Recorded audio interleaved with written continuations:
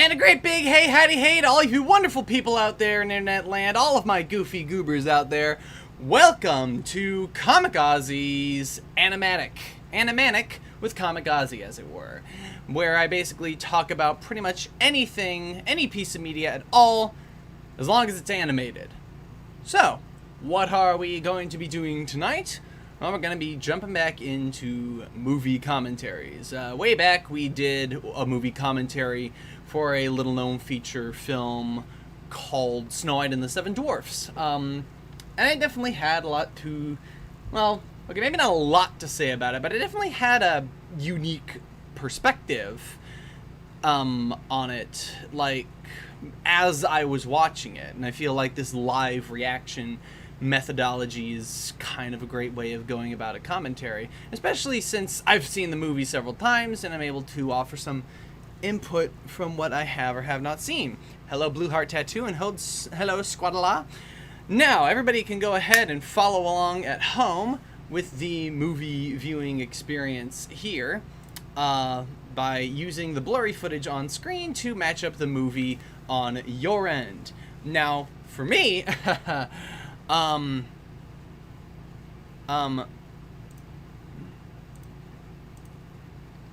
now, for me, I'm gonna be, oh, hello, Scribe. For me, I'm going to be, hosting the movie here with the, big blurry image, and you can match it up at home. I'll be watching it today via Home Media Access. Basically a DVD copy that we had back in the day and that we digitized ourselves.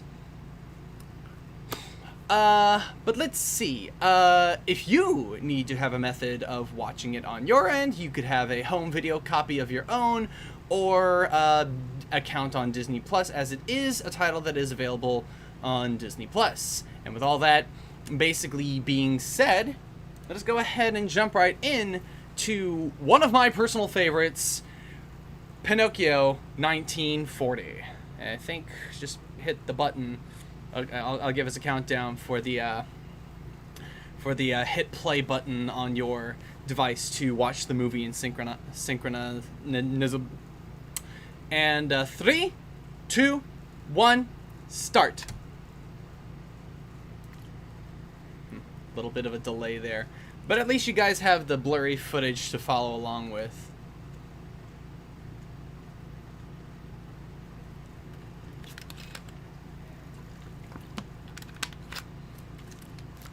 I love the wood carvings here. It's very nice. It is very, very nice. It's not capturing the audio. No, it's not capturing the audio. That's good. RCA Sounds recording. It's definitely supervising directors and sequence directors, which, you know, be fair, like, there's several sequences. Milton Cole, hey! Fred Moore, I've heard that name. Oh, Frank Thomas, everybody knows Frank Thomas. And Ward Kimball, ooh, there you go, Ward Kimball. They're just going back and forth on the capital, the red letter in everyone's names. It's not specific to first, last, or middle names, it's just back and forth between the first and last name. It's not even like they're trying to spell Pinocchio in their names. Claude Coates on backgrounds. I know him as one of the designers of the Haunted Mansion. I'm sure everybody recognizes these names in some capacity or other.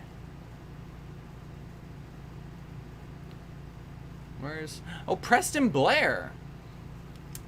There's an animator. And over there to the back left, books of Peter Pan and Alice in Wonderland. In no way, shape, or form an accident, the fact that Walt Disney was actually planning to adapt those later. Ooh. That's awesome. I definitely say that segment, Winnie the Pooh and Tigger 2 of the Many Adventures of Winnie the Pooh is my favorite, but we can talk about that when we get to that movie, because we're basically going to be watching all 50 plus Disney animated features, for better or worse. No, probably not. Not wishing the true come and wish.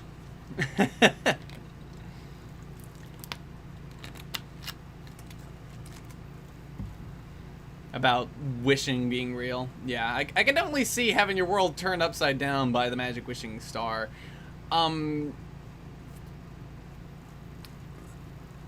Here's that animation thing of like, you know the candle is gonna move because it's drawn compared to the style of the background art. It's really fun seeing those little details.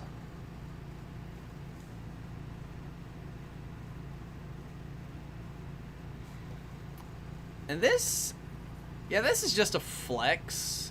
This moving background. Just a big flex from Walt and his team.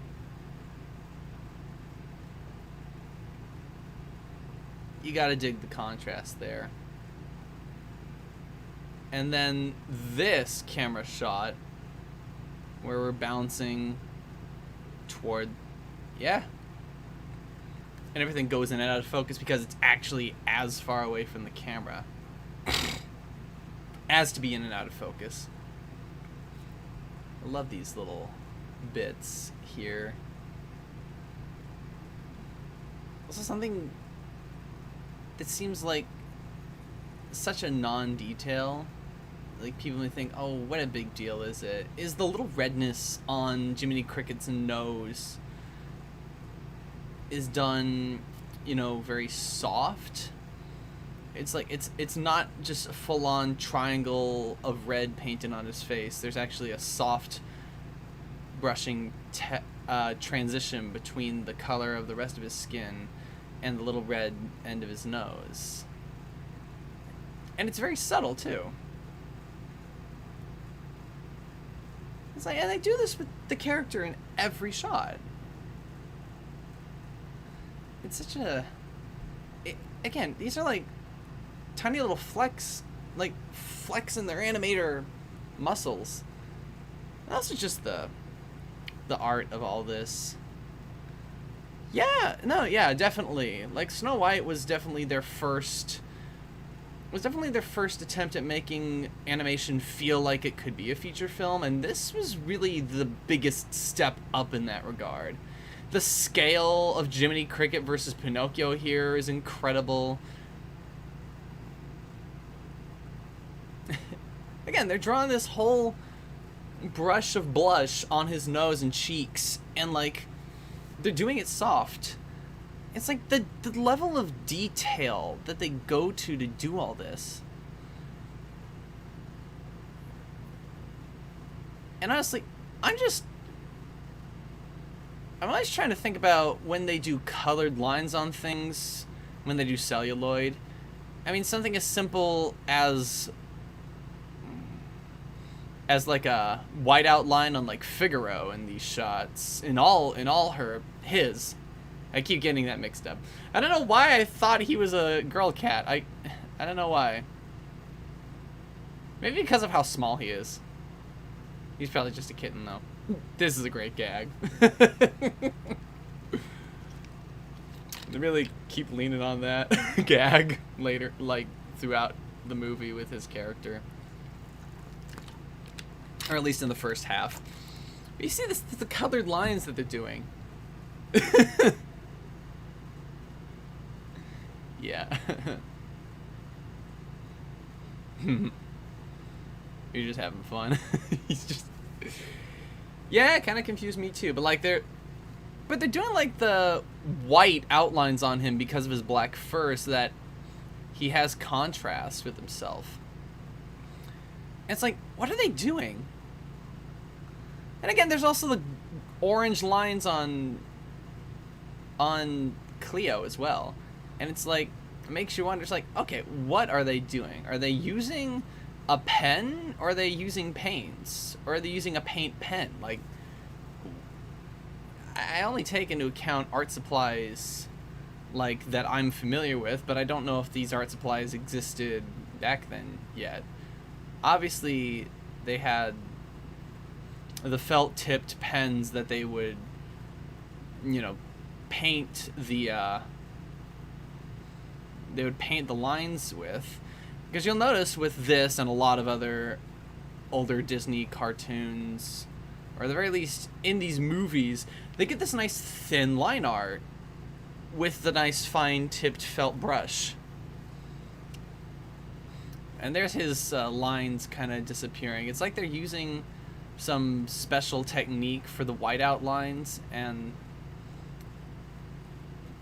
it's like how do they keep it consistent going through? Love all of the little tricks at play. And these are like very simple tricks. It's like Jiminy Cricket is his own, like, you gotta think about the fact that the looping animation of the guys behind Jiminy Cricket are all on their own pieces of celluloid, but like then Jiminy Cricket is on his own piece of celluloid on top of them. And this had to have been hard to draw, like just hard to draw, but it's a good gag too. It's like you take that thing everybody knows about owning a fish and having them looking through the bowl, and then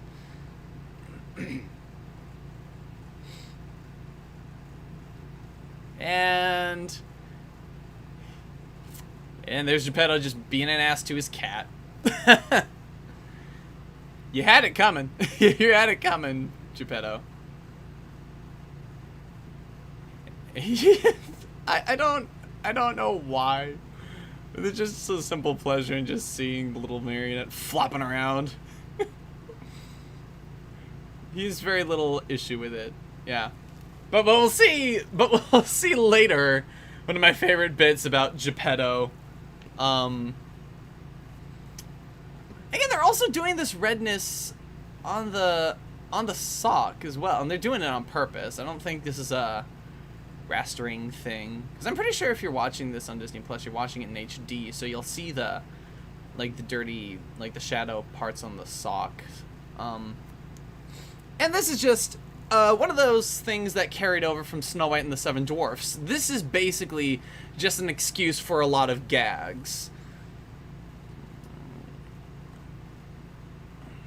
And so the buzzing alarm clock is a bee.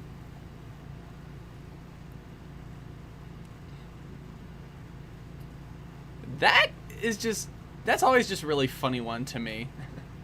The turkey always swinging his, like, the animation is super good on it, like, so the animation itself is super funny. And here's the joke you only really get as an adult, or if your father is never around. And that's the clock that would get changed. I mean, it wouldn't surprise me if the animators built those clocks, because truth be told, the only reference that the animators really had for what the characters would look like, we're sure they had drawings, but they also made physical maquettes, is what they called them, and I think they still do call them that, of the characters. Because, like, crafting a wooden or clay sculpture of the character gives you a way to look at them in 3D space, and then you act out the scene yourself, and then you animate it from those two references there. And you look at yourself in the mirror for facial expressions, which I should probably do more often. I mean, Figaro has been Minnie's cat for a lot of cartoons, as early as Mickey's Delayed Date, actually, I think. So Figaro's gotten love. Minnie has treated Figaro much better than Geppetto ever did.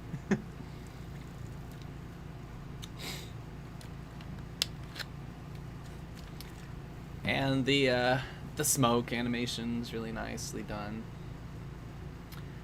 Something you might know from seeing behind the scenes of 3D CGI is that the effects animation, like smoke, is actually done in a similar fashion, where it's done by somebody else completely and laid on top of the existing animation.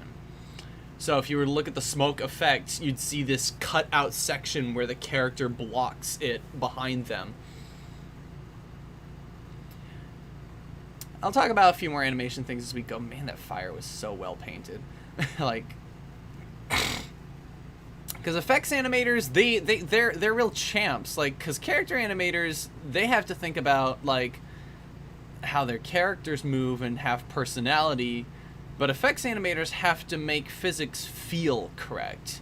You know, like an animator doing characters would animate the pillow and blanket there, but an animator doing effects would do the smoke in the pipe and the fire on the candle, and you got to make it feel correct. And they probably referenced larger fires because it didn't quite look like the tiny fire you typically see on a candle. And this light that they cast over Figaro here in the window, it looks like it's kind of like a static element that somehow doesn't lessen the contrast of the ink on his pupils.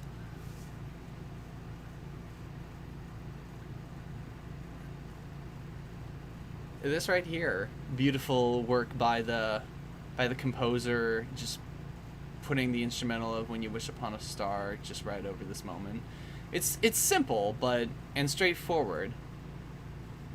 Hey, come on, birthday wish rules. You're not supposed to say your wish.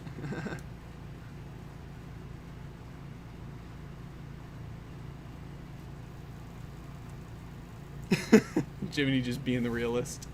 It's like, ain't no way it could happen. Head's a little itchy. Oh. Stick his little booty up in the air. I was consistently doing this thing on the edge of Geppetto's hair, which I think they're also doing on the edge of Figaro's fur there. And they're painting like a highlight on it. Again, it's all flexing. Like, it's like, hey, I have, like, Walt Disney's like, well, I have a team and money in order to do this, so do it. And also, some of these things are probably the artist's decisions as well. Because, like, Walt has to approve it, but, like, it's so simple. Again, more excuses for gag work. Now, correct me if I'm wrong, but Pinocchio is probably a very short story in the book as well. I mean, sure, a lot of things happen. But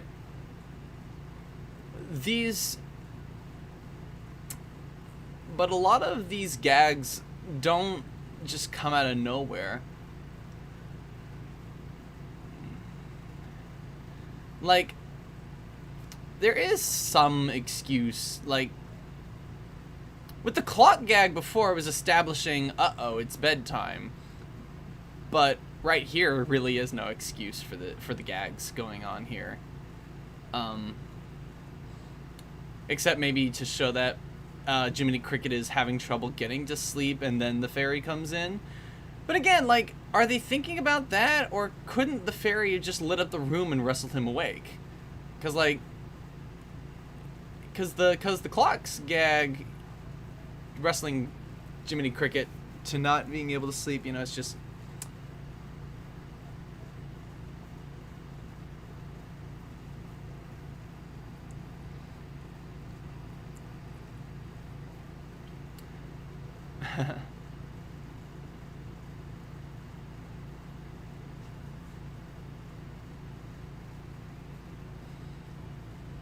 It's so interesting that so many people will say something like, he's some loner in a wood cottage who never does anything, when literally the Blue Fairy, she tells us, more so than it's shown to us, that Geppetto has brought joy to others, but he's a toy maker.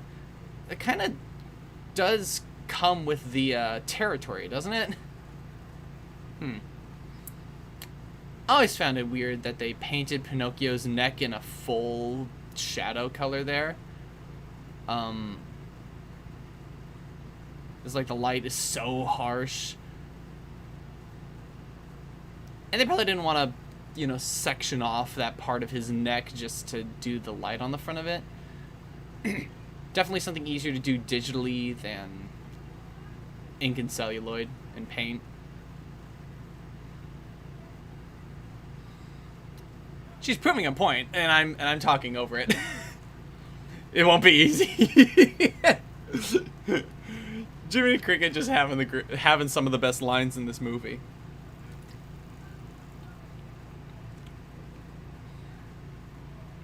He's just fed up.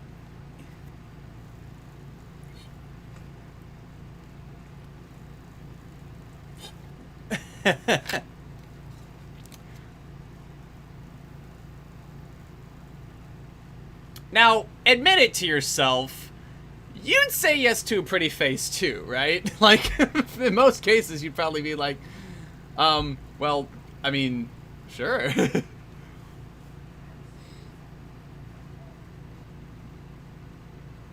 This is official right now.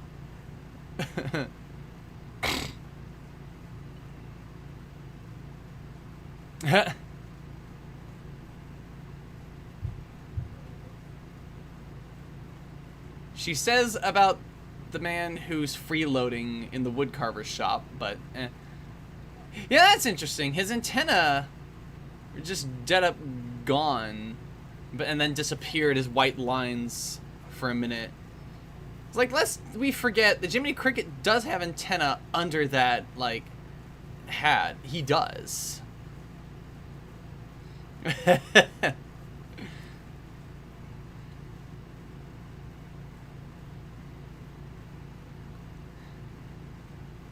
And then the light changes, and now the light actually hits his neck properly.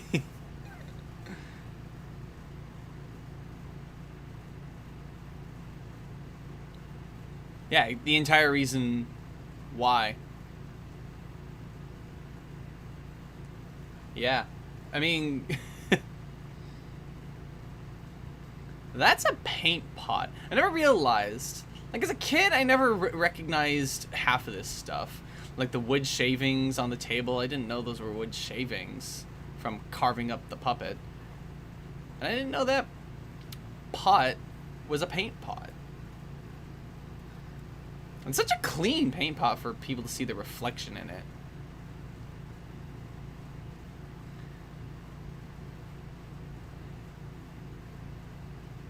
I mean, he has some sense of moral conscience, especially if he decides to demean other people for not listening to their consciences. I just love the little... Here's another example of them flexing. There's a little detail that every character has a little shadow above their eye, as you might expect to see in real life. Jiminy Cricket's is blue. Either he's bloodshot or he's wearing, like, mascara. But obviously when he closes his eyelids, they aren't blue. So he's just... He's just a little... He's just got that kind of skin texture. I mean, he is a cricket, so he doesn't have skin in the traditional sense.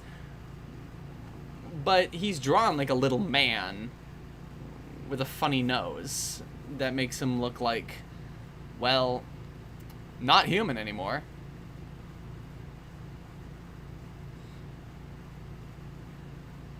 And again, the same thing they were doing with Figaro's fur. They just paint a white line as the outline for Jiminy Cricket's suit coat, the little black coat.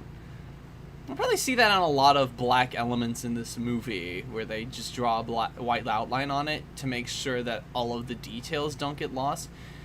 And then, of course, there are some exceptions like the mustache and hair on this guy, because it's not an extreme detail. It's probably just like a brushstroke. But there, her bodice on this little wooden figure, she has the light outline on her little black bodice there. So it's like, I love the little things. Ooh. And I don't know if this copy of the DVD was a remastered copy or not, but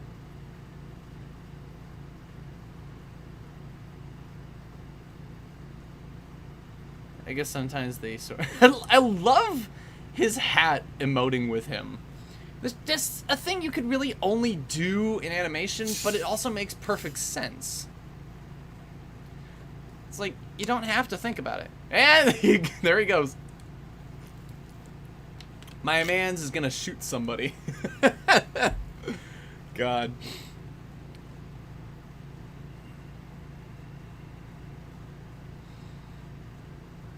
And here with this frightened old man and his frightened little pet, we have the origins of the groundskeeper and his dog from the Haunted Mansion. I'm joking, of course, but I mean, Claude Coates did work on the Haunted Mansion. He worked on the background art for this movie. Again, it's not like you can't reuse gags. Cat goes up the butt. Oh, God. I don't really think about the fact that Jiminy Cricket almost died in the first... How many minutes has this movie been? Like 20 minutes or so. Oh, and there, the reason that his hat was standing on end was because it was Figaro's tail. Yeah.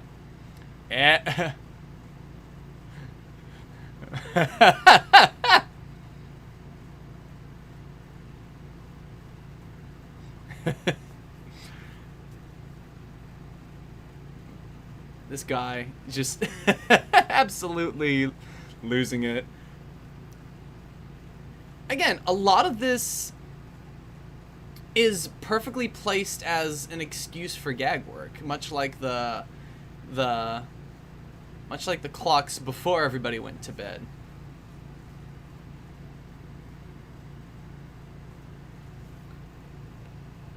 And now they're drawing a shadow line on his thing. Thanks, Blue Heart. Very, very amusing.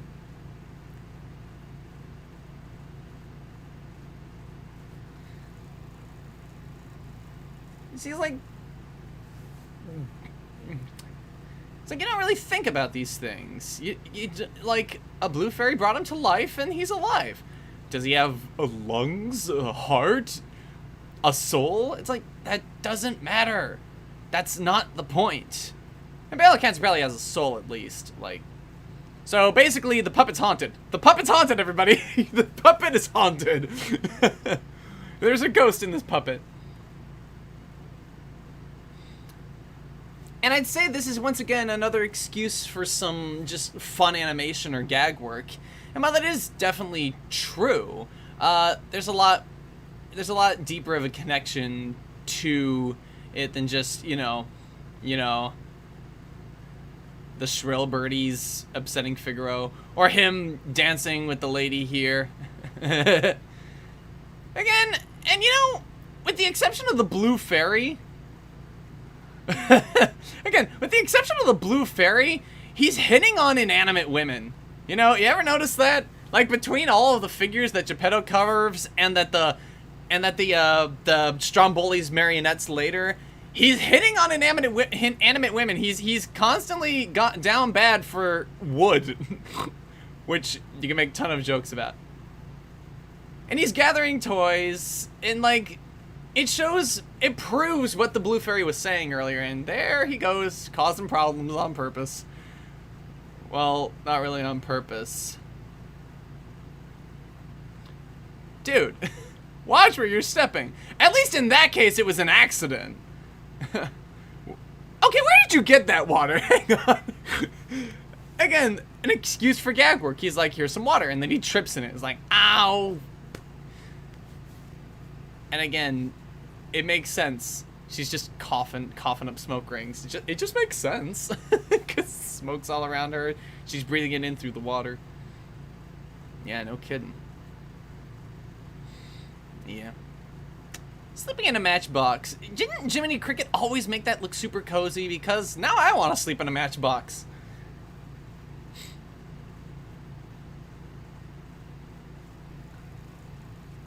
Yeah.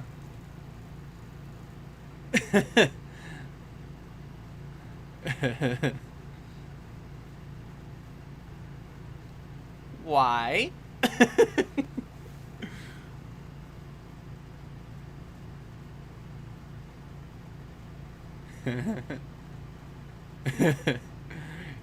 You can... Because... He just says, oh. Because... Oh. And we just see a demonstration with him having all those toys, a demonstration of the line of dialogue where the Blue Fairy said, "You bring so much happiness to children," and damn the intricacies here on the multiplanal moving past all the separate elements. You're not necessarily thinking about it, but you feel that the world has more depth to it than, you know, your typical cartoon. And here we go again. We're just smoothly transitioning to yet another layer. Swap out. And now this becomes the top layer. And then we have to have another layer to move back further. Well, okay, actually we might be at the end of it now.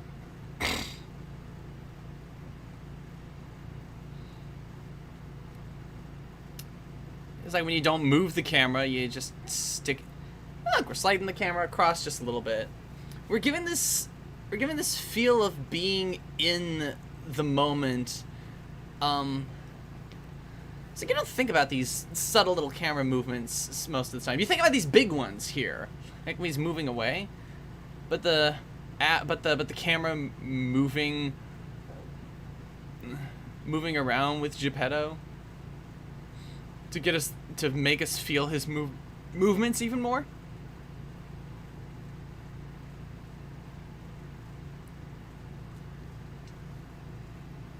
Look at him go.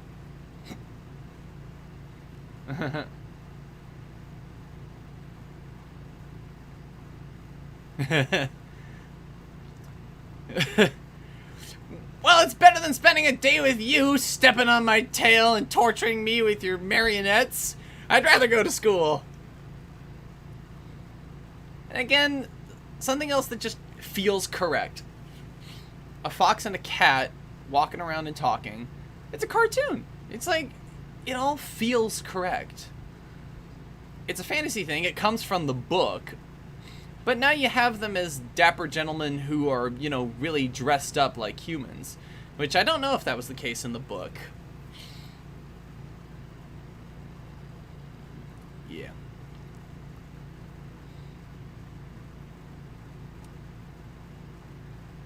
Maybe it is a Bloodshot idea with the blue line above a character's eyes. Because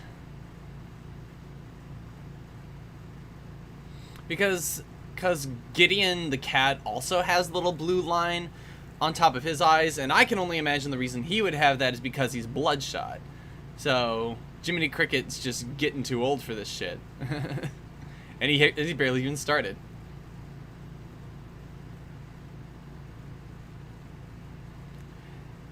Yeah, but there's also a big difference with Gideon. While he's definitely the more sympathetic of the two characters just by, you know, constantly getting it in the ass, he's also one of the bad guy's lackeys. And again, a lot of his work is gag work. It's like this, it's kind of this classic comedy duo.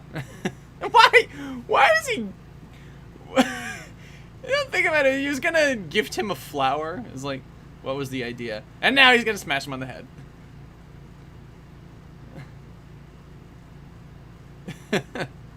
Also, this is an anthro cat as opposed to. And again, people really bring up the question of Pluto versus Goofy, and it's definitely a modern question that people have because people don't really question that. You know, you don't question the whole Gideon's a cat and Figaro's also a cat. One wears clothes and the other one's a pet.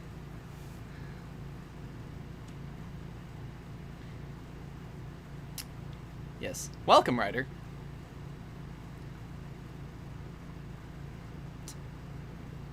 Someone really should have told him about speaking with strangers.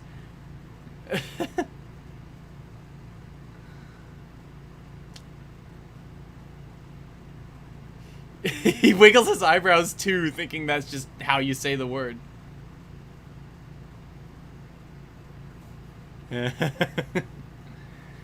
These little gremlins just having it over his head.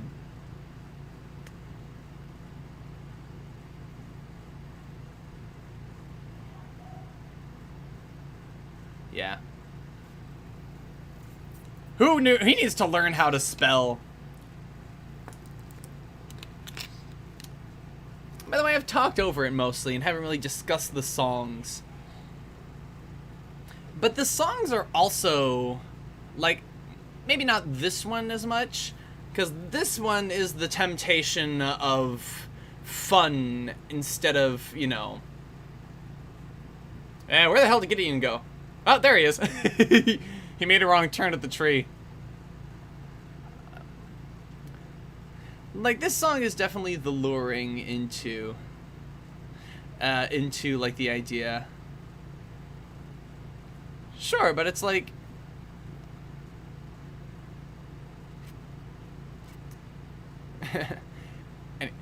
Between here and... Yeah, you wouldn't think it. It isn't just the idea of Jiminy Cricket isn't gonna be there because he sleeps in and, oh, now Pinocchio is at threat of being tempted. It's also like, oh, we've put this perspective, like he was having trouble getting sleep last night, and so we've put further context within it. Okay, if he didn't just get stepped on there, he's the luckiest cricket in the world.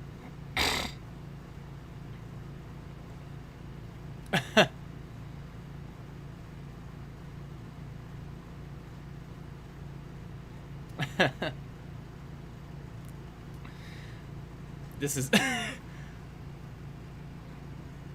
Again, this is how gag work develops into framing an actual scene in the narrative. And I think more animated movies need to do this. It's like, it's not just a funny joke, it's also woven into how the scene plays out. We need to get Pinocchio to be able to talk to Jiminy Cricket, so that means we need to get him away from Honest John and Gideon. So, Jiminy Cricket ends up stumbling across and on his hat, and so he whistles for Pinocchio really loud and draws everyone's attention. It's like, it's so well put together all around. And that's all thanks to the sequence directors, probably. Like, there's the larger film editing and direction there, but, like, the direction of individual sequences is also great. And we also need to have it so that Pinocchio is having a conversation about something, but it's like, oh, the moral lesson is boring. And even the Disney people knew that the moral lesson that Pinocchio is learning from Jiminy Cricket is boring, so we cut away to this gag to contextualize when Pinocchio finally comes back to the characters. But, sorry, but you got to go to school. Again, it's all perfectly contextualized. He explains more off-screen, and it's very clear that he has done so. And even with all that information Pinocchio gets, it doesn't change a thing. It really doesn't. I just love that moment. It's like, where did I go wrong? I thought I explained it very clearly. I just love it.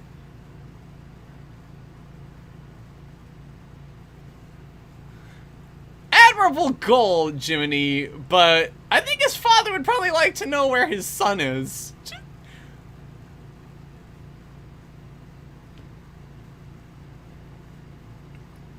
Just as the context, as the movie presents it, is the only reason I'm saying this. Earlier, Honest John called him a gypsy, and so people have taken him to be like a Romani caricature. And I do wonder about that, because, well, Marionetta, he's doing the Italian inflections with a vaguely, like, intimidating foreign caricature voice.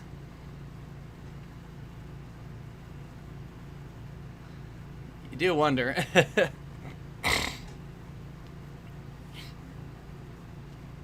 Now, give it to Stromboli, he does know how to put on a show, whatever nationality, wherever he comes from. He was literally born yesterday. Yeah, that is true. He was literally born yesterday.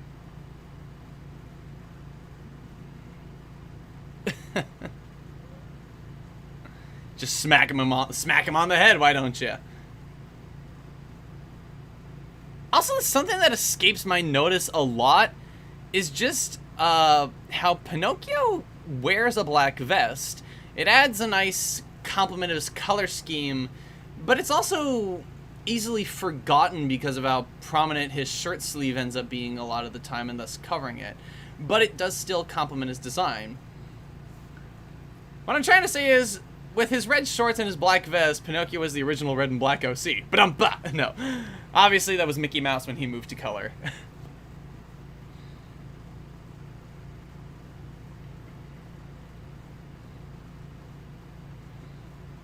Look at him go. And everyone's, like, so impressed. And he's... Yeah. Performance. Clap.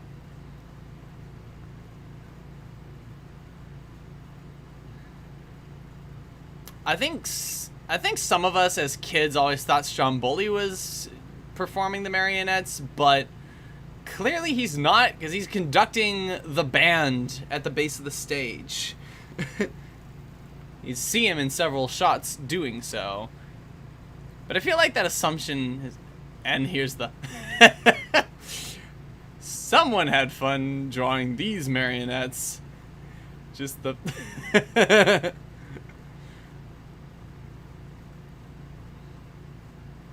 And here he goes again. Jiminy. Jiminy, please.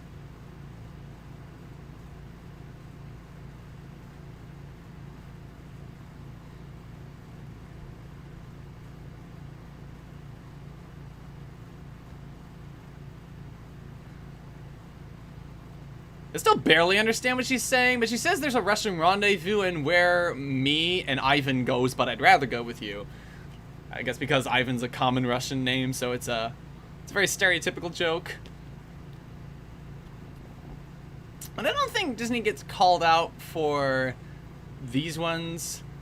I suppose because they're mostly stereotyping white people, I guess.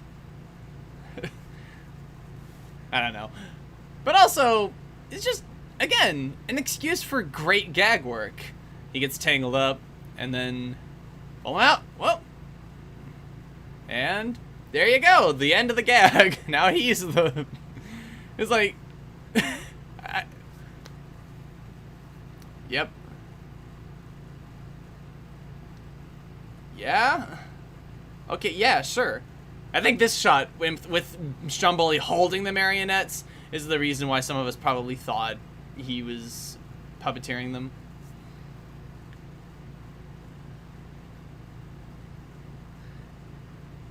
I mean, you say that, but we already had our drunk gag with the cuckoo clock earlier in the movie. Alright, so here's the other thing. Geppetto makes the kids of the village happy, clearly, with his toys and his funny little clocks, but he's able to afford chocolate iced cake for his fish and a full, like, wood stove cooked fish with butter and lemon for his cat. It's like, say what you will about him accidentally stepping on Figaro's tail or teasing him with his toys and forcing him to open the window. He feeds him like a fucking king. Good God. Which really just highlights another detail that you maybe don't think about, but how lucrative his clockwork and toy business is. Though definitely part of his revenue probably comes from repairs of both.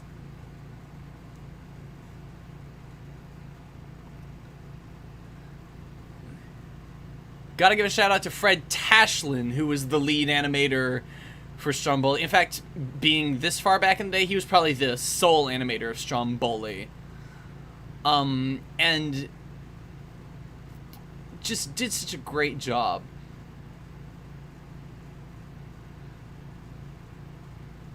And actually, you see a contrast here, too. This traveling road showsman who gets fucking conned by just a bolt holder thing. Like, what would that have been for? It would have been for holding, like, wheels on something and preventing the rubbing of wood against metal. It's kind of like a washer. Apparently Stromboli and Shrek would eat an onion raw. And, like, here's the contrast. He just has salami with a knife to slice it and probably some cheese, whole carrots, bell peppers, beets, bread, and eating a whole onion and just just drinking straight from the bottle here. And it really just shows the contrast of this traveling roadshowsman, you know, lavishing in his riches, but also, you know, being able to afford the food that he does afford. Whereas, again, Geppetto has this nice dinner for both of his cats. And these scenes are back to back, too. So it really paints this contrast. And, like, yeah, if you had a magic puppet... Now, you, probably being a decent human being, would probably be kinder to him. But this man is a greedy old man. Okay, love the face animation there. I never really watched it too well as a kid. Mostly focusing on him with the axe. But the way his lips move. I just love this guy. He's just such a character. It's like what you could say about him being racially loaded is true. But like, he's still fun. It's animated well. He's acted well by his voice performer. Everything about him is fun. And that's true of a lot of Disney bad guys.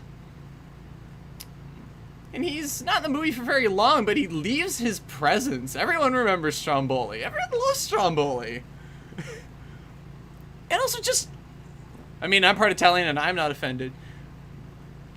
I mean, some people aren't. Like, I feel like some cultures are as over the top as their stereotypes are depicted. Like, the reason Speedy Gonzales connected with a lot of people was not only because he was a positive, like, he wasn't, like, a negative caricature, but he was, like, he was over the top, fun, and he was the hero. Stromboli is the bad guy, but he's not, like... He doesn't even think Pinocchio's a living thing. And it does demonstrate, well, if he treats this walking, talking puppet this badly, how do you think he treats his actual human staff, you know? Does he even pay them? Probably not. Probably not. They get scraps. They get table scraps or, like, 2 coins a night, which is probably a raw deal. Again...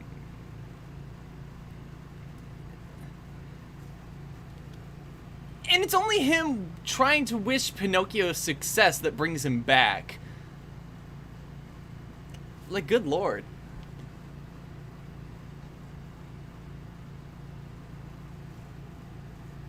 Gold brick. How do you know what a gold brick is? And I mean in the slang sense. Like... Because, like, I get it. That is 40s... That is, like, 1930s slang being carried over into this movie released in 1940. A gold bricker, someone who, like, does so little but is still, like, able to make a lot of money. But, like Stromboli doesn't have to do anything, and he makes a lot of money off of Pinocchio. But, like, how do you know that? You were born yesterday! But I guess it's just shorthand. The audience is familiar with this slang term of gold brick.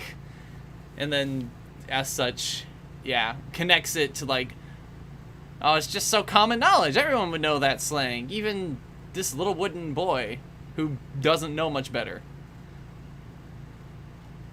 It's only something to think about from a modern perspective, because if you're watching it when it came out, you'd know all the slang and jargon that they use here, too. And you'd probably be familiar with the performer who did Jiminy Cricket, because he was actually fairly famous. The equivalent of getting Bing Crosby to narrate The Legend of Sleepy Hollow, which they did eventually. Well, we'll get to that one in the future too. Oh, I love this. He's definitely speaking some kind of... He's either speaking some faux Italian, like the Swedish chef speaks fake Swedish, but it's very much like actually Italian. You say what you want about this guy, but you want guys who aren't bad guys, who are definitely Italian. Lady and the Tramp, but again, we'll get there. This Disney movie's making me think about other Disney movies. But I love the sorrowful version of Little Wooden Head that's playing outside when Geppetto's looking for his boy and the cart with his boy is passing by and he doesn't know it. It's so sad. Oh, just you just see the animator making that face in the mirror and just being like. In fact, that's probably a good way to notice who's animating. It's like if you watch the facial expressions.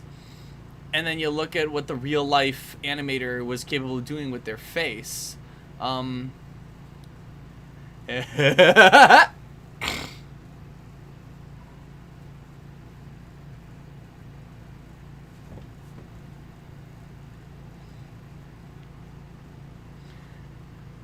Yeah, and that's another element of Jiminy Cricket just confusing him. Beautiful job on this.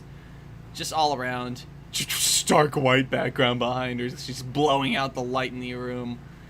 That's it. That bird feed's probably gone stale because whatever bird lived in there is no longer around, obviously.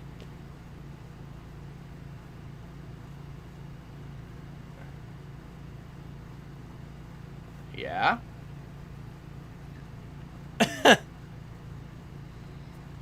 Well, I think the green eyes thing is partially true. Well, we'll catch that the next time we see Honest John and Giddy. Get into perspective here. If you're a kid, you may not and if you weren't necessarily told of the concept of lying or telling the truth, and you were afraid you were gonna get in trouble, you'd make shit up too. Like, some people get up on this little details like, how does he know what telling the truth or lying is? He doesn't. So when Jiminy Cricket tells him to tell the truth, he gets confused again.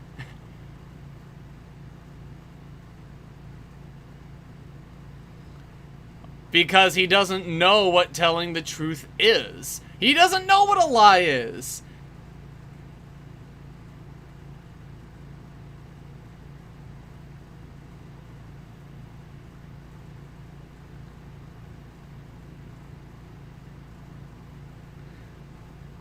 He literally learning right now, immediately. Just.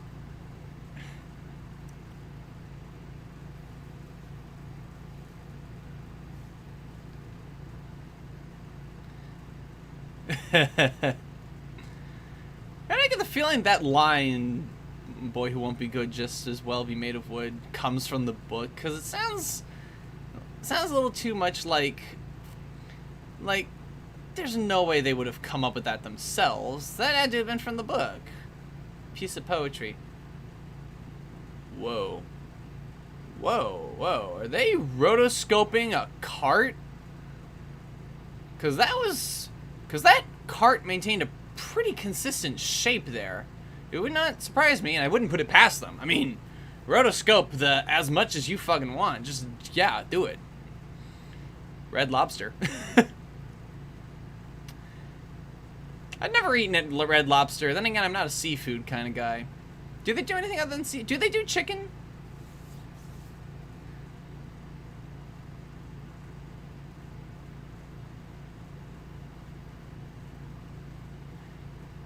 Yeah, his Gideon's eyes are a bit green. They got a nice green color to them. The Coachman's also got green eyes. And Honest John has brown eyes, it appears. I'll probably get a burger. The biscuits, yeah. I've heard of the biscuits. But again, Stromboli, a regular penny pincher there. Ooh, chicken. I'd love some chicken.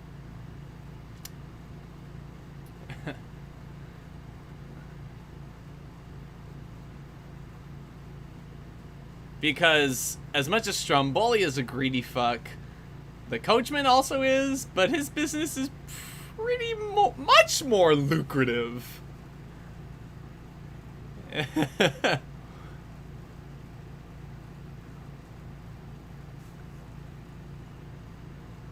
Okay, but the blue now on the Coachman, I'm totally convinced that that's not eyeshadow. That's just bloodshot. It's just the ring around their eyes. The dark shadows, dark circles. Ooh, chicken Alfredo. I'd like that. Also, some of the last things that come out of Gideon's mouth, like hiccups and stuff, were recorded by Mel Blanc, and Gideon was originally supposed to have dialogue.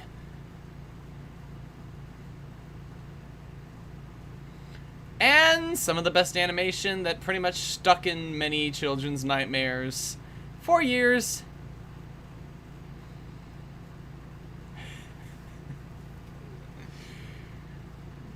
Yeah, that is a big surprise for a lot of people, because, and the thing is,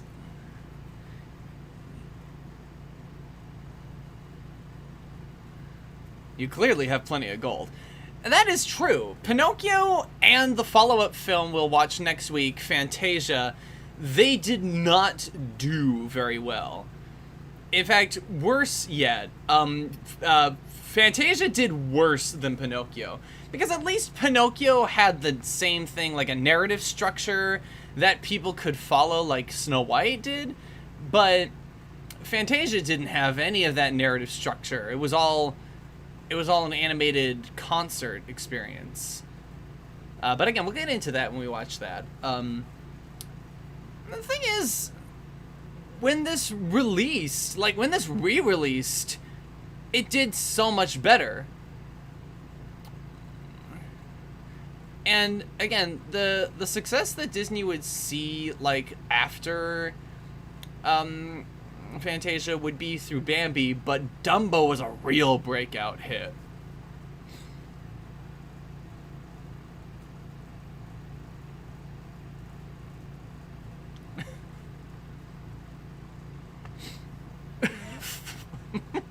Flying Trapezes.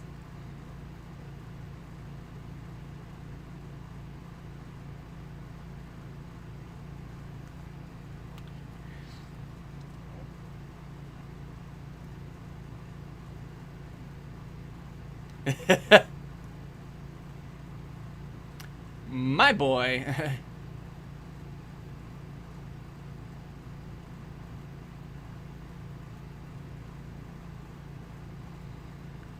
Now, if that jazz music ain't indicative of like a characters just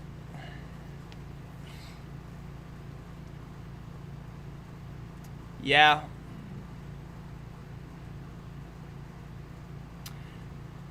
And we'll come on to the World War II stuff. We'll talk about it when it becomes severely relevant to the movies in question.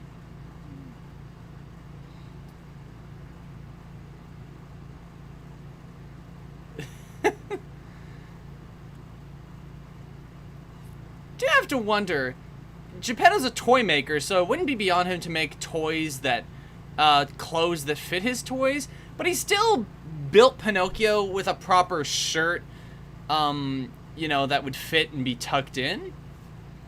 Because it's not like he gave him a new costume. Oh, you know, that's why I forget, I think. Because I think earlier in the movie he isn't wearing that vest. At least I think. I could be wrong, though. He only puts that on for him to go to school. Like the other young boys, gotta wear a proper vest.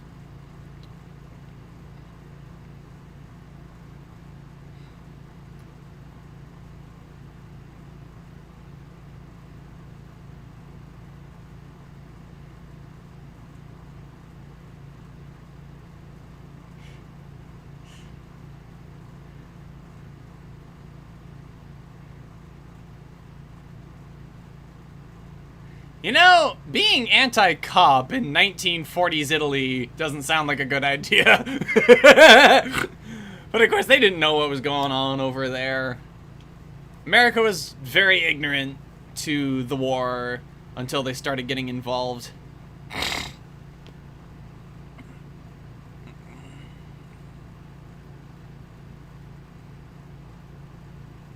That's true. It's like Honest John had to seriously force a reason for Pinocchio to go. Which is what he was paid to do, so it's not even like Pleasure Island is necessarily some cop-out, you know, sort of thing.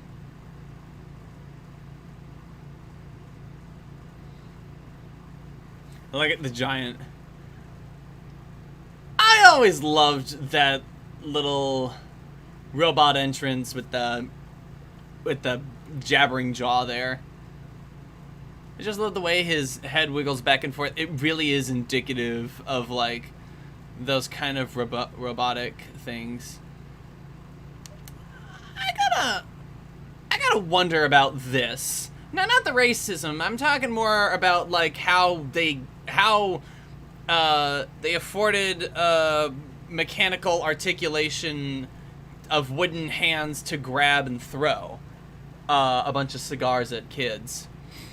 It was like the articulation needed for that kind of sophisticated robotics, you know? But again, it's a cartoon. You don't really need a reason for why, except for like, oh, you know, it's fake. It's a wooden arm, and it's clearly moving in kind of a robotic way, so that's enough.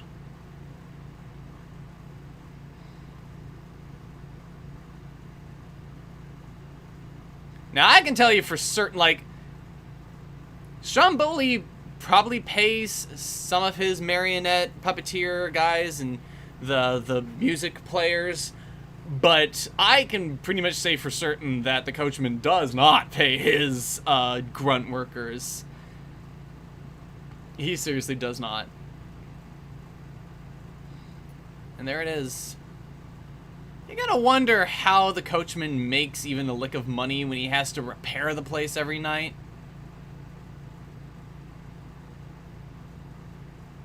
Oh, I know how he affords it, because he gets his grunt workers to do it, and like I said, he pretty much doesn't. He probably doesn't pay them.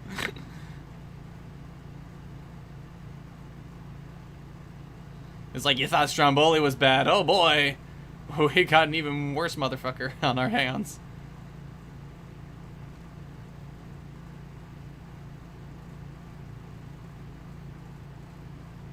I mean, you do have... I mean, you think about it. The law, you can't go to Pleasure Island.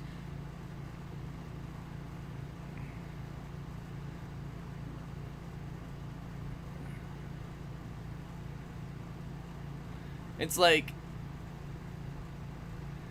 falling to the... like... what is the... you do wonder what is the curse.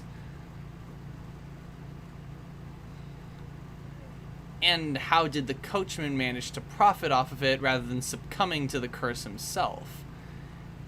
And these are all things you don't necessarily have to think about, but they are kind of interesting questions. God. And pitiful. Pitiful little smoke ring.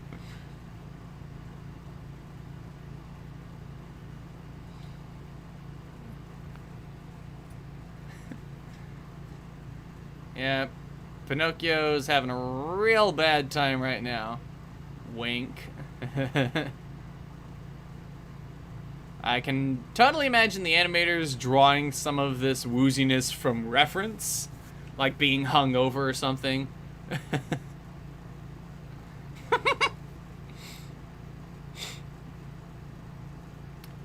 Again, you say that, but like, I mean, I guess he would need to buy like the materials from someone. That would probably be the most expense he'd probably have to pay.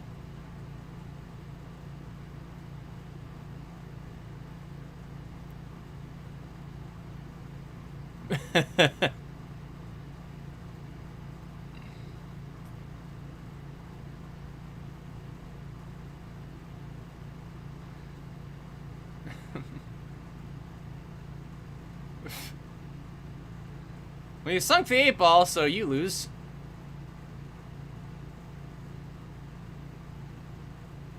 You're definitely playing 15-ball with the 12-ball on the table.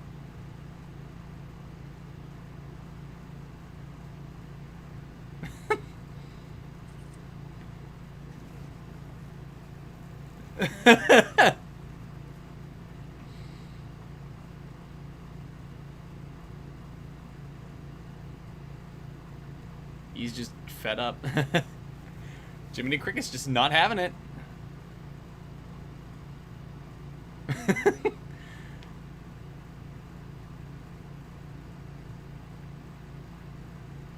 He's just fed up.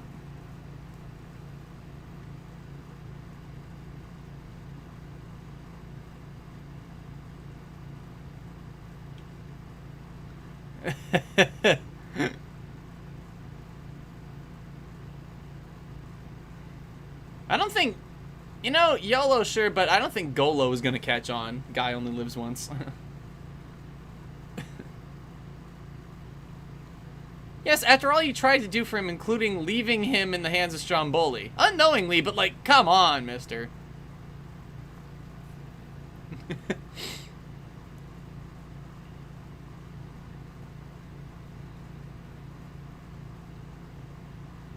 Well, I think Disney probably wanted to inject a little more of a moral lesson into it. Because kids being kids is fine. Because he wanted to appeal to the child and all of us with a lot of his magical cartoons and whatnot. But if you want to encourage kids just having fun, then what you want to discourage is kids doing things that are immoral, especially by old Hollywood standards.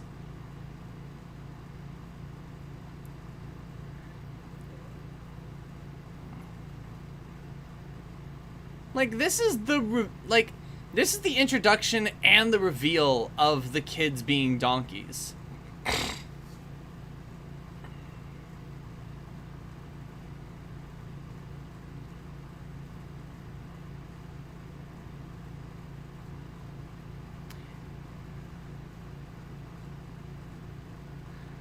But didn't Disney get the rights to adapt it, though? Like, why would you sue someone if they... Or it's, like, public domain, I think. So, yeah, you don't really need permission. What are you gonna sue over? It's like, it's public domain. You can't. Which means, like, Mickey Mouse really ought to be public domain by now. And that's great. He had that buck tooth the whole time.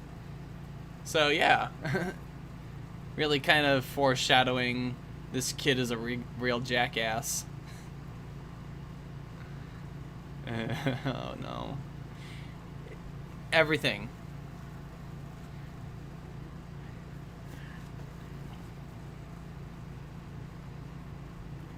I'm with you there, Scribe. I'll agree with you on that. But this scene is, like, intense. In fact, the real horror part is more so Pinocchio's reaction. Just the pure terror on his face. You know?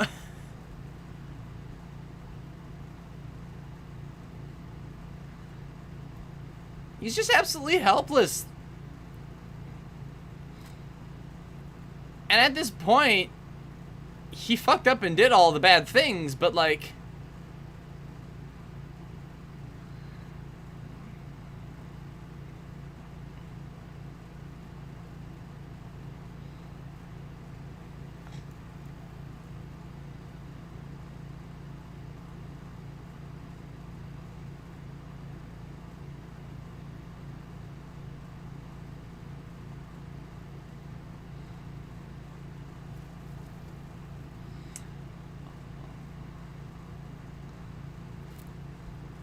So interesting that Jiminy Cricket actually managed to find an exit before meeting Pinocchio.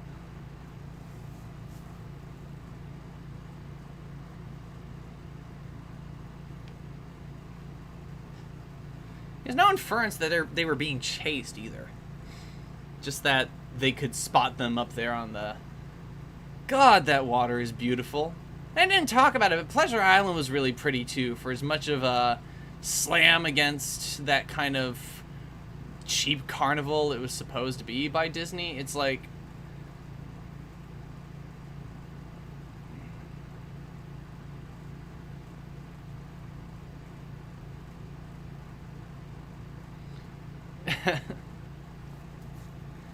a simple little gag there.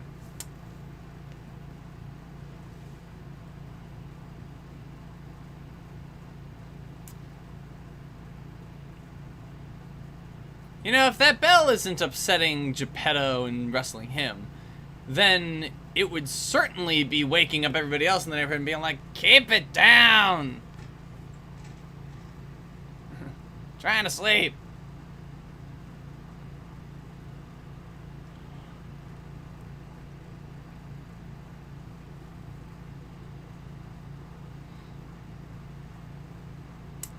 Man.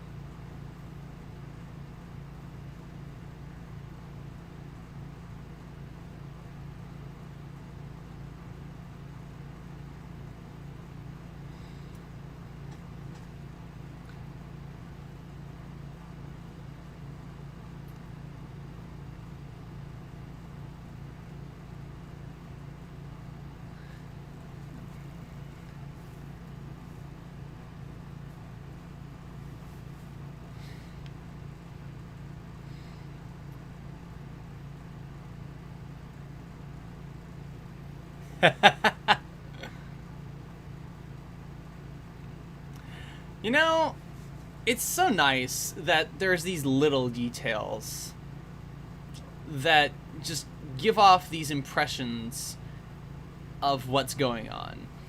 Like, the magical dove comes from the sky. Well, the music that goes along with it is the glittering bell sound that's used for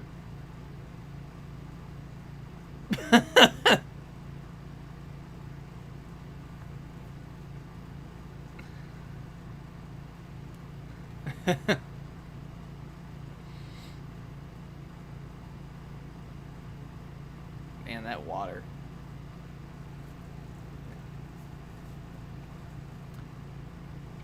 There's a magical dove and the theme for the blue fairy appearing. It's like, she's helping him out again.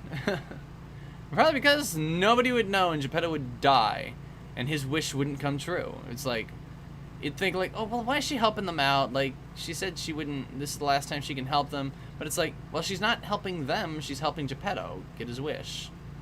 She really does want to do right by him.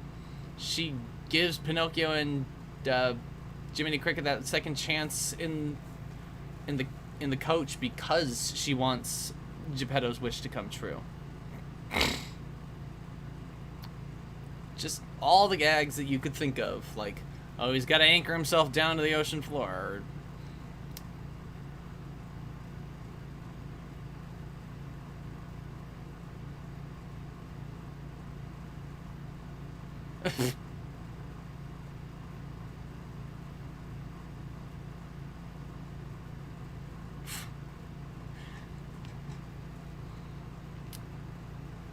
You know, this scene is where the movie really slows down.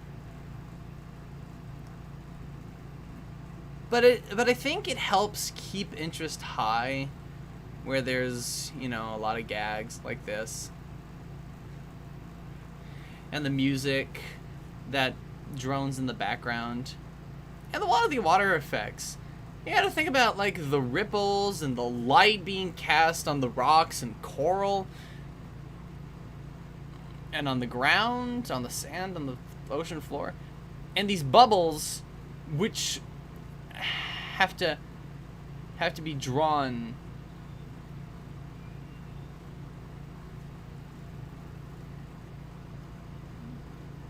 These bubbles that have to be drawn completely individually, independently of each other, to convey the motion underwater and the air, water being moved around.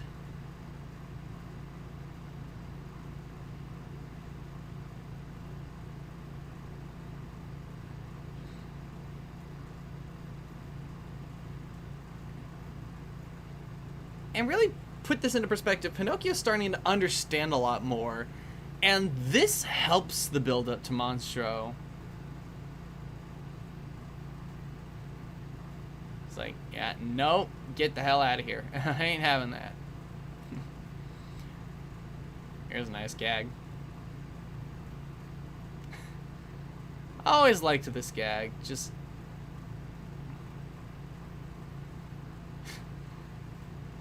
yeah, weird.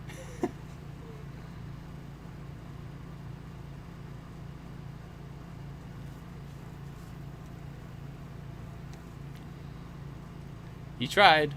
He really, really tried.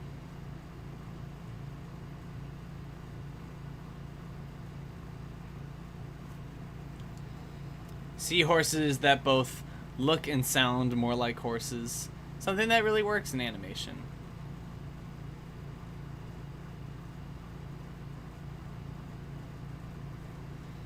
Doesn't seem like it'll end well.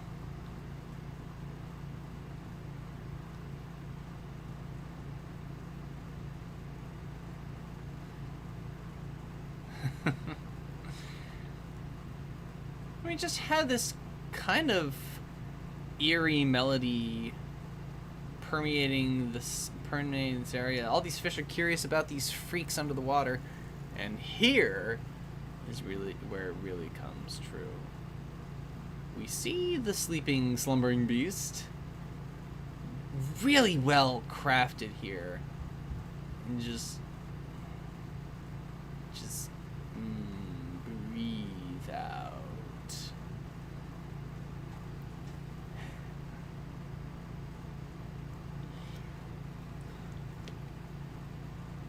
This movie is so gorgeous.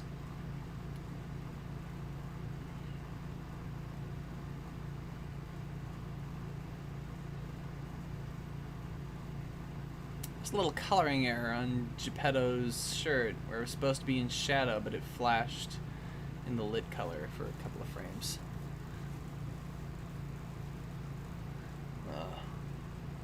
Old man. Hey, the cat.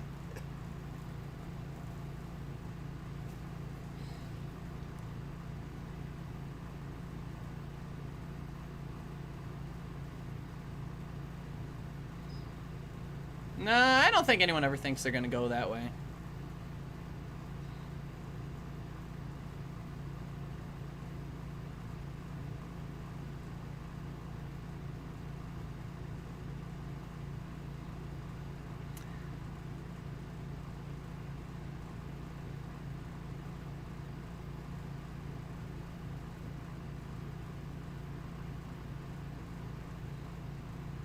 It's pretty fucking intense, not gonna lie, and really going against that typical animation tradition of being able to tell what's gonna move, because Monstro is fully friggin' painted.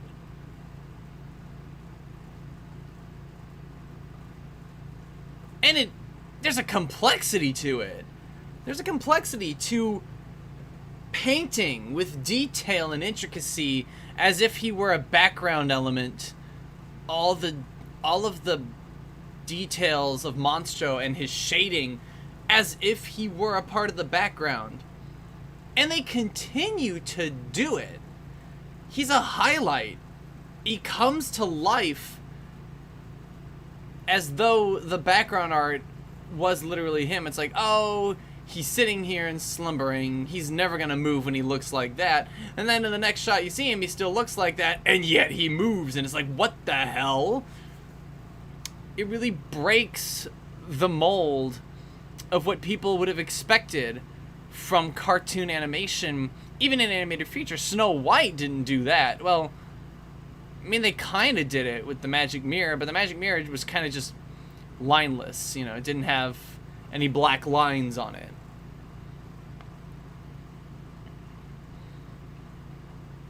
And you'll find along the way here, it's just like Figaro doesn't have his highlights on his fur anymore. You find like, oh, well, let's put a lot of our resources, money, and time into making sure that certain elements look as best they can, because certain elements don't need that much. And there goes the goddamn beast. Love his animation. And there he goes again, flat painting that isn't gonna move at all, but you can barely tell the difference between that and what he looks like when he is moving. It's just great.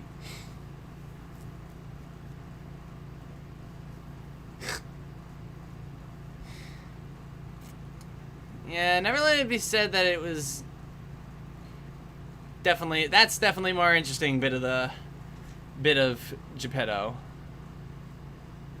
Maybe that's why they depict him as someone who barely gives a shit about his cat.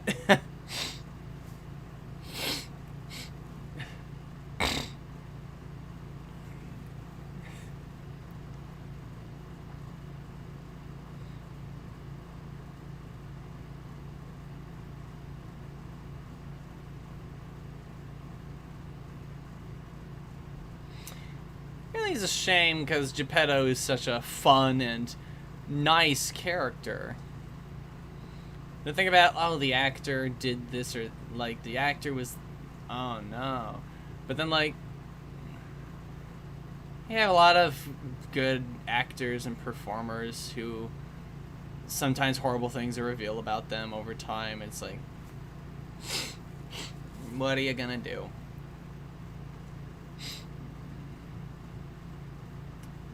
And you can see in the same method that they would paint on the highlight on Geppetto's hair, they're painting this transition between Pinocchio's wood and the fur on the donkey ear. And look, they're doing the highlight, not really as a highlight.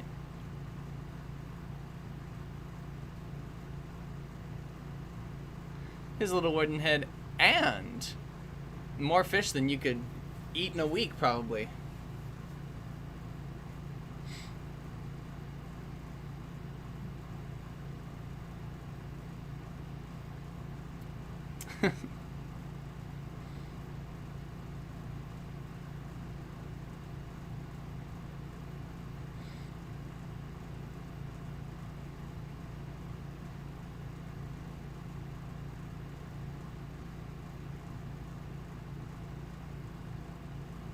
Yeah. Yeah. He certainly tried.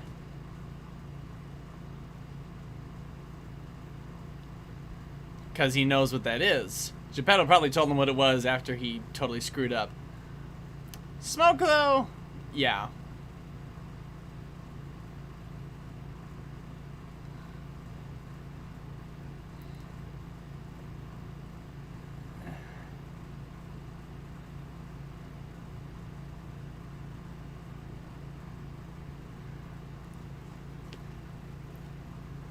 Now, where do you think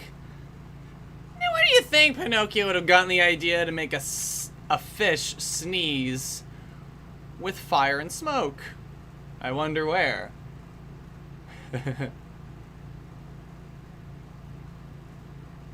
thought it was just a funny cartoon gag with Cleo in the fishbowl before, but no! Pinocchio learned something. I gotta wonder if that through line was intentional or a complete accident. I have to imagine it was intentional, because there's no way you make an aquatic creature sneeze from smoke twice in your movie on accident. That's not an accident. That's intentional. It's like, you gotta be really thinking about the consequences and really putting it together.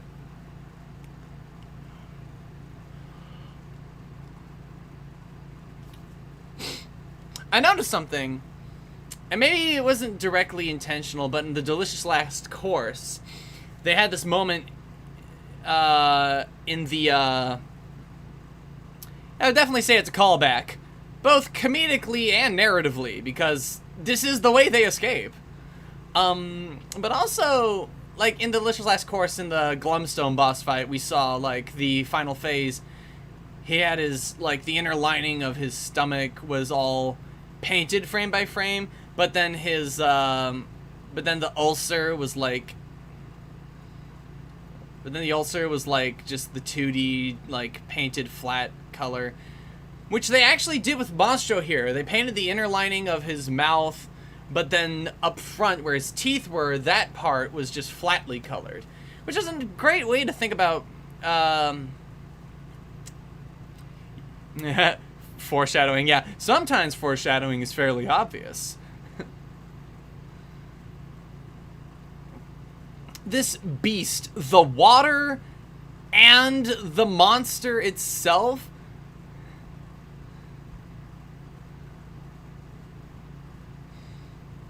he can only say so much that he and Figaro and Cleo are goners, But when the monster's trying to kill you, yeah, no, he's trying to kill us. Wait, what? What was I doing?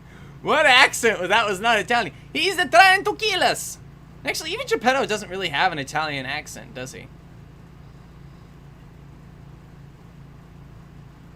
Again, it's one of those things of like a cartoon. You don't... It's like...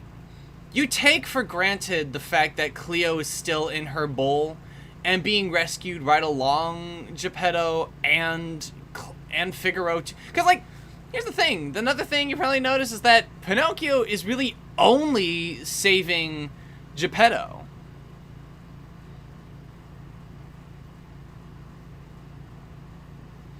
And because, by all accounts, he probably does. He probably does only save Geppetto. Don't get caught in the undertow, kid. And... jump scare. God. This is so well done.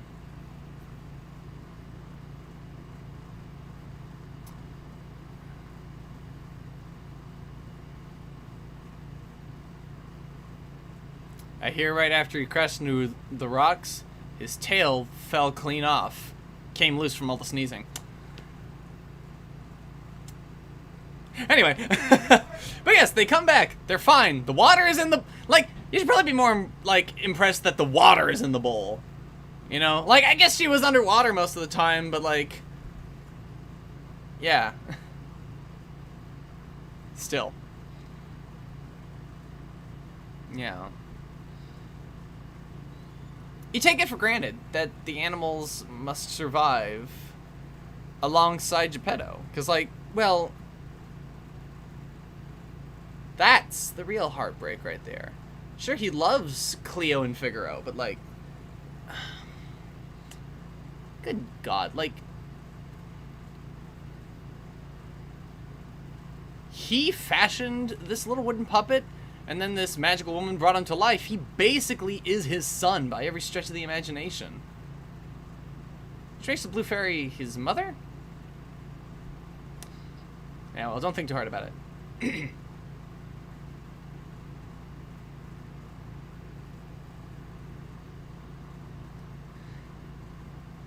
And...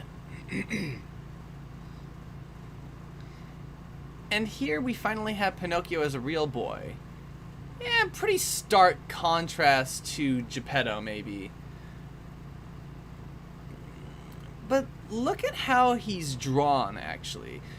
Because I think a lot of people misremember what he looks like as a real boy.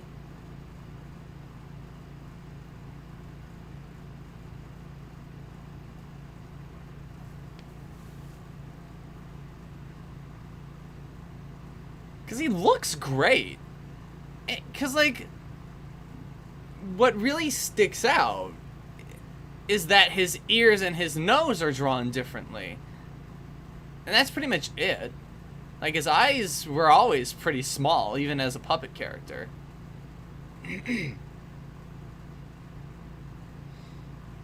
that elephant would show up in a short film. See, look at how he's drawn here. He actually looks like Pinocchio. But, you know, he just has a human nose and human ears. I think some cases the animators drew him just a little extra realistic. And this is where he came in, isn't it? So, I mean, this is where I came in, so that's it. Done with the party. Let them have their happily ever after.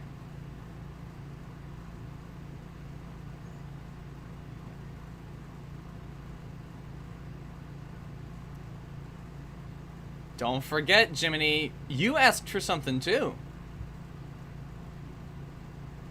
18 karat. But, hey, I think 18 karat's pretty much what he needs. Why? Well, it keeps him humble. 24 karat is has few impurities, you know? And isn't that the whole point? Pinocchio didn't become brave, truthful, and selfish by being perfect. He made mistakes. And I don't even think that's why it's 18 karat gold.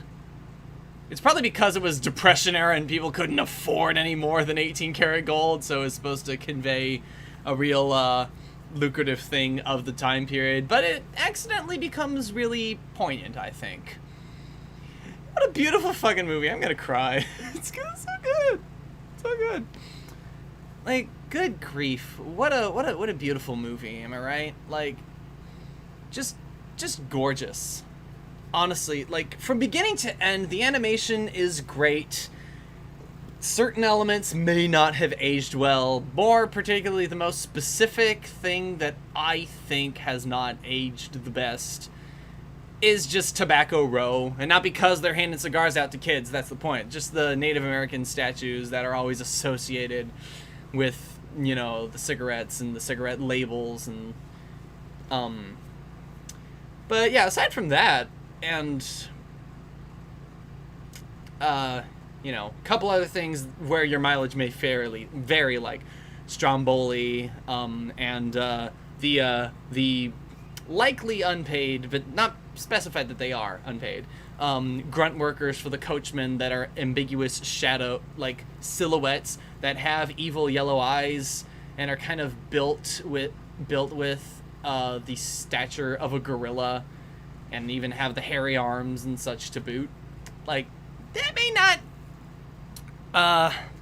age well necessarily, but all intents and purposes, like, it's a great movie. It's a classic. You can very much watch this with your children, and I guarantee there's going to be a lot of engagement. Might it be too scary for them? You just have to gauge that, because kids watch a lot of different movies nowadays. You know, and what you're watching with your children, and, you know, your friends' children, your nieces, nephews, and all that. Basically what you're doing, like, it's all a matter of, you know, what they're able to handle. And I think most kids who could probably handle a roller coaster could probably handle most scary things in a Disney movie. Just throwing that out there.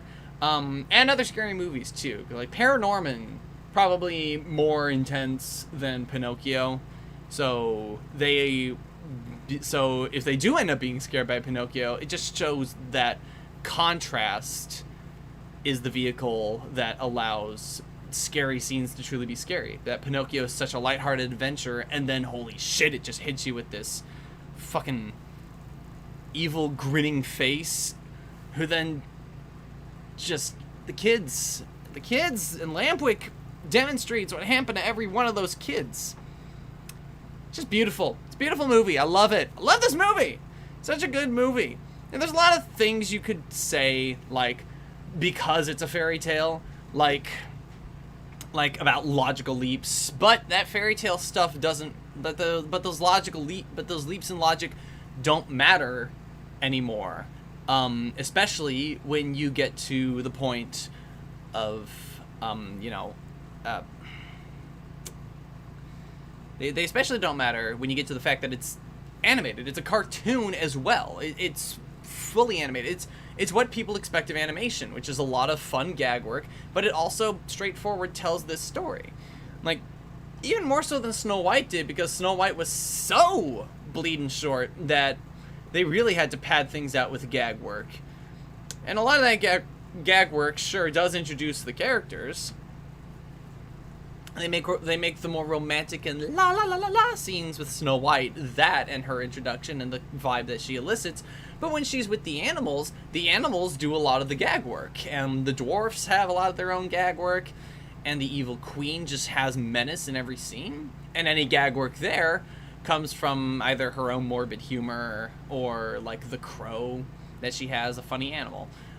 So there's a lot packed into these early Disney films about gag work, and we're definitely going to see a lot of that next week when we get into, you know, Fantasia, because in some of these interpretations, they just make these beautiful scenes, beautiful sequences of events that go along with the music that they're animated to.